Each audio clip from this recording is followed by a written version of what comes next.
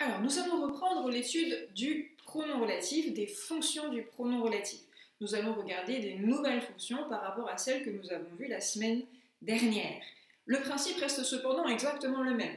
Lorsque je vois ma phrase avec mon pronom relatif, je commence déjà par faire la petite analyse que nous avons l'habitude de faire. Je souligne les verbes, j'encadre les propositions. Avant ça, j'ai entouré le pronom relatif et je mets bien en évidence l'antécédent. C'est très important de mettre en évidence l'antécédent, car c'est lui que je vais utiliser, c'est lui que je vais analyser quelque part, parce que je vais reformuler la subordonnée en mettant l'antécédent dans la subordonnée et en enlevant le pronom relatif, puisque justement le pronom relatif remplace l'antécédent. Donc je vais regarder la fonction de l'antécédent dans cette reformulation de la subordonnée pour trouver sa fonction. Et une fois que j'aurai trouvé sa fonction, eh bien cette fonction-là, c'est celle qu'a le pronom relatif dans la phrase. Petit 1, on ne complète pas tout de suite le sous-titre, on regarde les phrases d'exemple pour redécouvrir des fonctions que nous connaissons déjà. Louis XIV est le roi de France dont le règne a été le plus long. Je fais l'analyse de la phrase, j'en souligne les verbes, j'entoure le pronom relatif, j'encadre les propositions, je souligne de vague l'antécédent, et une fois que cela est fait, je reformule. Donc, dont le règne a été le plus long est la subordonnée relative, je me débarrasse du don, mais à l'intérieur, je vais mettre roi. Le règne du roi a été le plus long. Le règne du roi, roi complète le nom règne, dont est donc un pronom relatif dont la fonction est d'être complément du nom règne, une fonction que nous connaissons quand même déjà très bien maintenant. Voici un travail dont je suis fière. Alors, pour l'encadrement, il se peut que vous ayez plus de difficultés parce que vous voyez qu'il n'y a qu'un seul verbe. Alors j'ai fait exprès pour vous introduire aussi à quelque chose de nouveau. Lorsque vous avez « voici un travail », en fait, ça c'est une proposition principale avec sans verbe, parce qu'avec la locution « voici », je peux avoir une proposition sans verbe. Mais ça reste quand même une proposition. Voici un travail dont je suis fière. Là, c'est la proposition subordonnée relative qui va compléter le nom travail. Alors, je reformule. Je suis fière de ce travail. Fière de ce travail. Travail complète le mot fier. Quelle est la nature de fier? Je suis fière. Adjectif qualificatif. Donc, travail est le complément de l'adjectif fier. Et donc, le pronom relatif dont est complément aussi de l'adjectif fier. Je n'oublie pas aussi de compléter le sous-titre de la leçon, petit 1, complément du nom et de l'adjectif. Passons à la suite, petit 2. Phrase d'exemple. Je visite le château dans lequel Henri IV est né.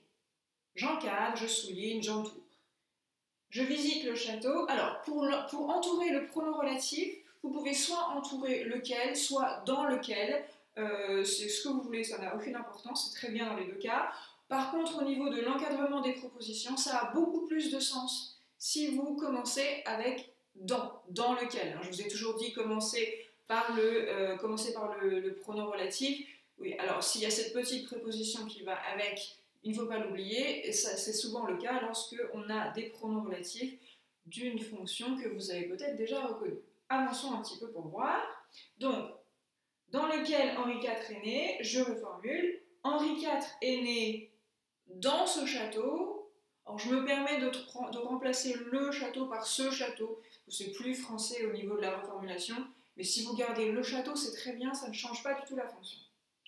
Henri IV est né dans ce château. Dans ce château, c'est un complément circonstanciel de lieu. Donc, lequel, ici, est pronom relatif, complément circonstanciel de lieu de la subordonnée. Puis au passage, ça vous fait retravailler l'orthographe de lequel, laquelle, etc. C'est parfait. Louis XI est né à l'époque où la guerre de 100 ans sévissait encore. Louis XI est né à l'époque, proposition principale, où la guerre de 100 ans sévissait encore, proposition subordonnée relative. Le pronom relatif, c'est où. La guerre de 100 ans sévissait encore à cette époque. Alors, à cette époque, eh bien, c'est un complément circonstanciel de temps. Un complément circonstanciel de temps. Ne vous laissez pas piéger par le pronom relatif ou avec accent, j'ai un petit peu fait exprès aussi, ou avec accent généralement donne une idée de lieu, mais pas que. En français, on utilise aussi parfois ou pour faire appel à du temps. L'année où je suis née, la France était championne de ping-pong. Bon, j'en sais rien. Peu importe. Donc, ou peut aussi avoir une idée de temps. L'enfant explique la raison pour laquelle il n'a pas fait ses devoirs. Je fais l'analyse de cette phrase. L'enfant explique la raison. Raison étant l'antécédent, complété par la subordonnée relative pour laquelle il n'a pas fait ses devoirs. Encore une fois, vous entourez soit laquelle, soit pour laquelle. Il n'a pas fait ses devoirs pour cette raison. Pour cette raison, c'est encore un complément circonstanciel, mais cette fois-ci un complément circonstanciel de cause. C'est la raison pour laquelle, c'est pour ça, c'est à cause de ça qu'il n'a pas fait ses devoirs. Je range les pinceaux avec lesquels j'ai repeint le salon. Je range les pinceaux, proposition principale, avec lesquels j'ai repeint le salon, proposition subordonnée relative, complément de l'antécédent pinceau. J'ai repeint le salon avec ces pinceaux. Avec ces pinceaux est un complément circonstanciel de moyen. C'est le moyen avec lequel, c'est l'outil que j'utilise pour faire une action précise. Ne confondez pas la manière, c'est est-ce que je fais quelque chose vite, lentement, avec douceur, etc. Et le moyen qui est vraiment la chose que j'utilise. J'écris avec ce stylo, etc. Le moyen, c'est vraiment une idée d'outil que je vais utiliser. Maintenant, vous allez pouvoir essayer de vous entraîner avant de faire vos exercices écrits avec les phrases qui vont suivre. Alors, je n'ai pas forcément tout détaillé dans la correction, donc prenez le temps, vous avez la phrase sur votre ardoise, sur une feuille de brouillon, faites ce que vous avez à faire avant de vérifier la correction. Encore une fois, le pronom relatif, la fonction du pronom relatif n'est pas très difficile à trouver, mais surtout dans les premiers temps, il faut y aller avec méthode et sans sauter d'étape. Si vous acceptez, ce qui est parfois difficile, si vous acceptez de prendre le temps, vous allez très bien y arriver. Bon courage!